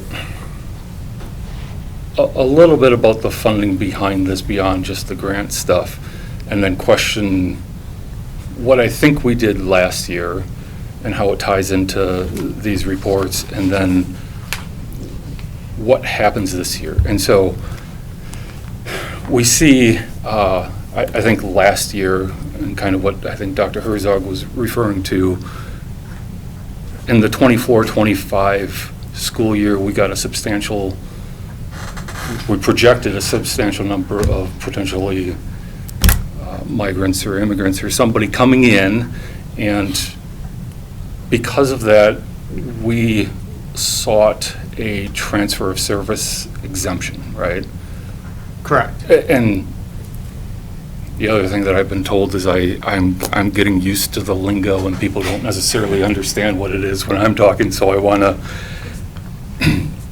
So my understanding of what that is that if we receive students from some other government entity and they provide some services to those students and they come to us, we can apply for a transfer of service exemption to request additional funding to provide services. And in this particular case, that is English language learners are the ones that qualify for transfer of service, right? So far, I'm correct in explaining Correct. this reasonably. Yep. Good. You're doing well. Thank you.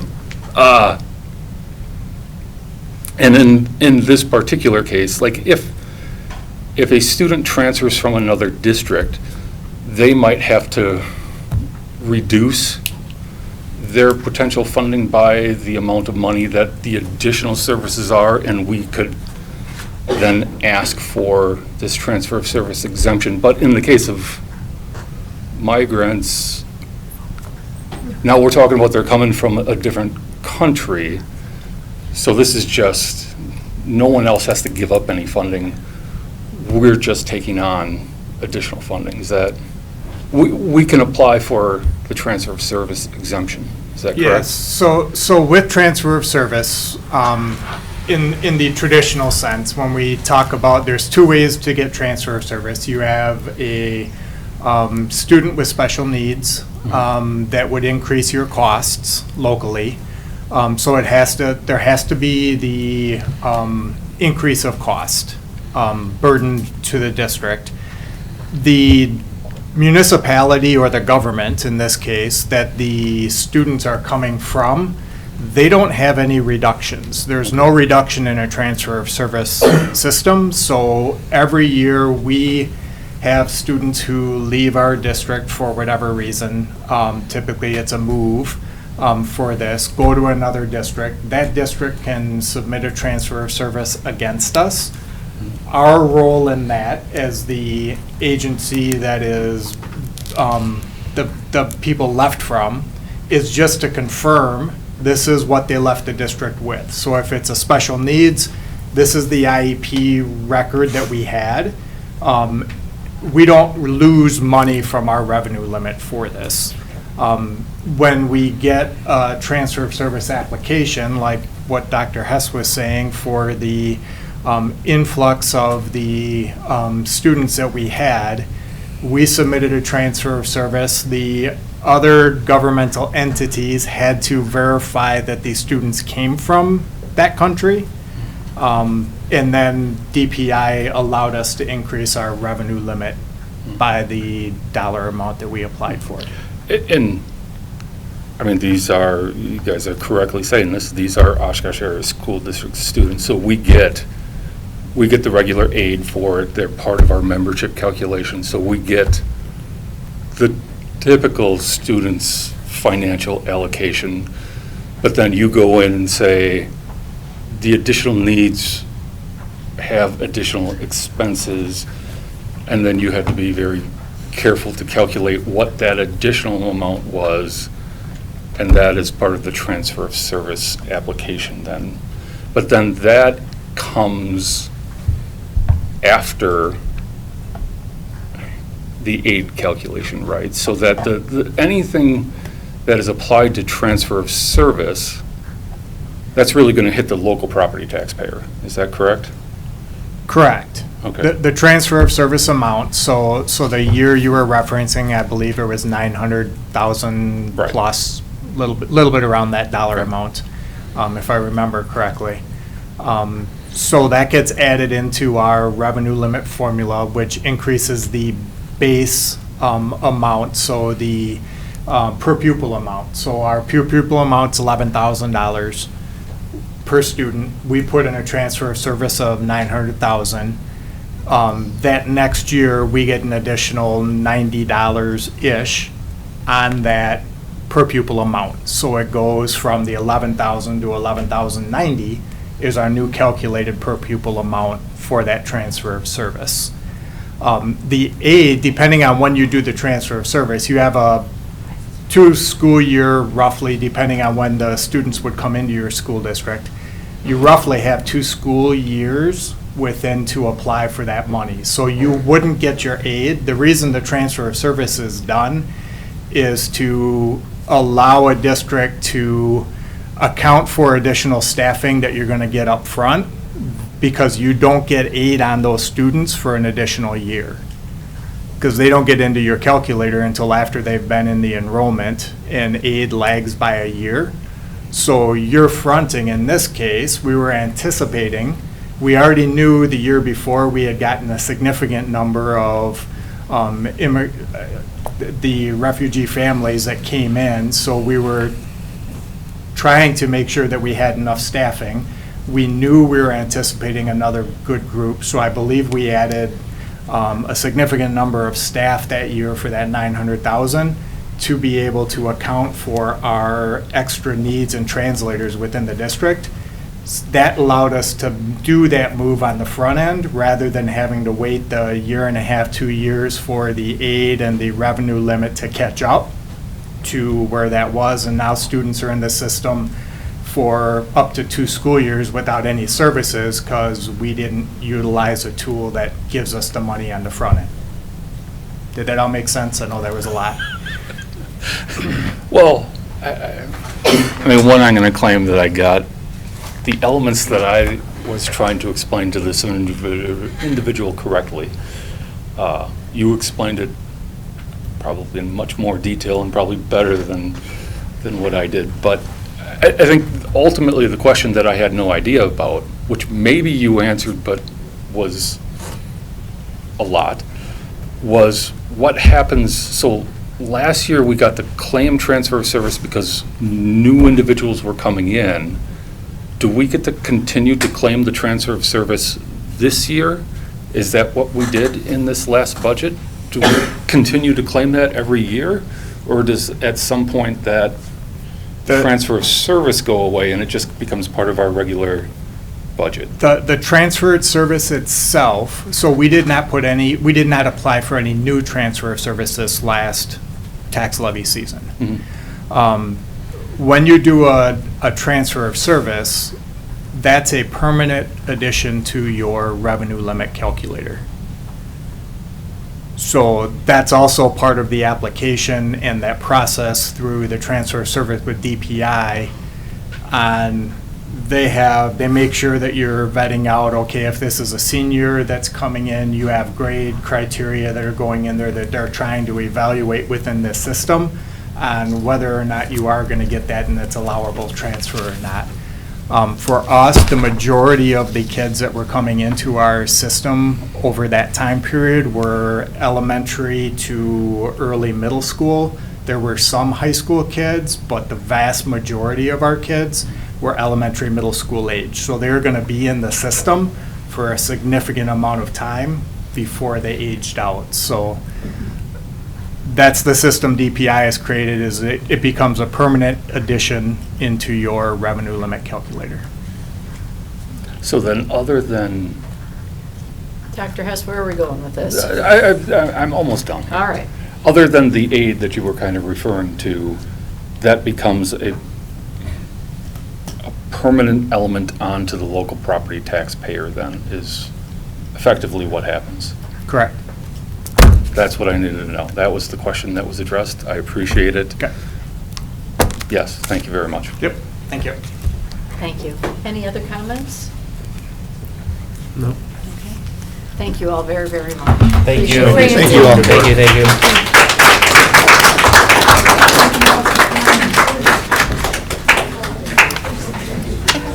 All right, consent, I'll give you a minute to regroup.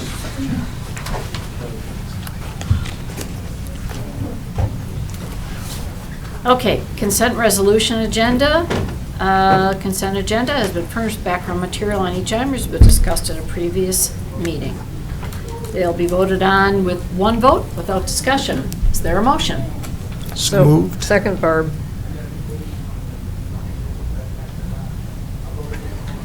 Call the Dr. Dr. Ford. Ford. Yes. Excuse me, Dr. Dr. Ford. Mike. You can call me Mike. I'll call you Mike. Thank you. Call the roll, please. Ford. Aye. Herzog. Aye. Hess. Aye. Smeltnik. Aye. Wright. Aye. Wyman. Aye. DeWitt. Aye.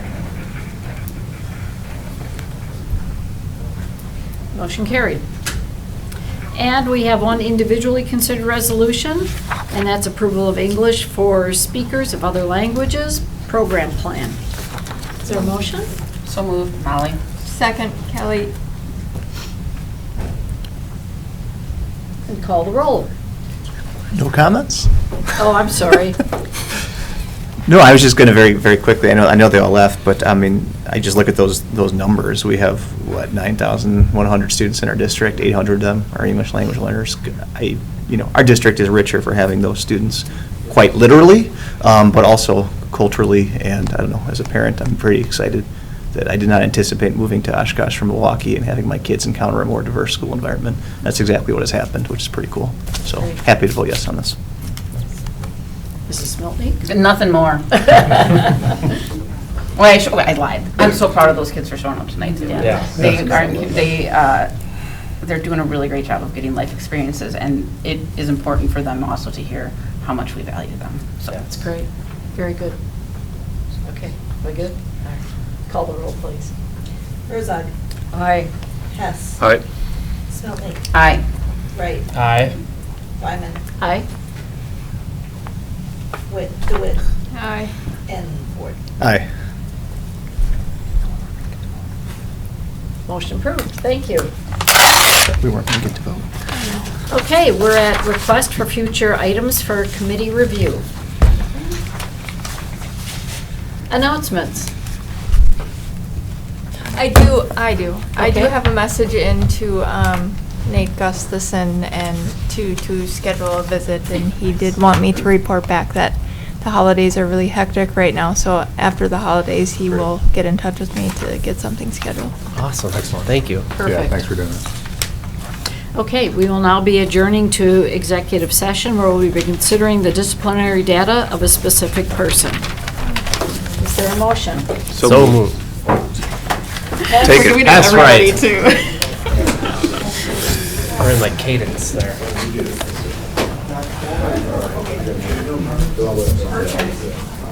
Call the roll, please. One more time. Aye. Smeltney. Aye. Wright. Aye. Wyman. Aye. Aye. Ford. Aye. Thank you. The meeting is adjourned. Thank you. Thank you.